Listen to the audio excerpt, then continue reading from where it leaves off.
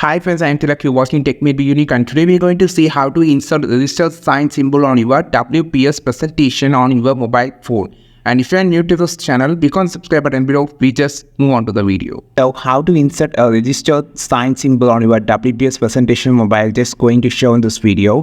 So first of all, if you are just going inside the insert symbol option, there is no insert symbol option present on your mobile phone version. So instead of that, you can just use your keyboard as an alternative.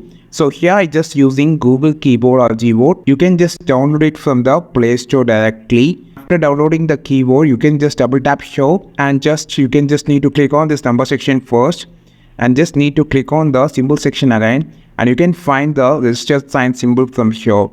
So this is the one of the way that you can just insert the registered sign symbol on your WPS presentation on your mobile phone.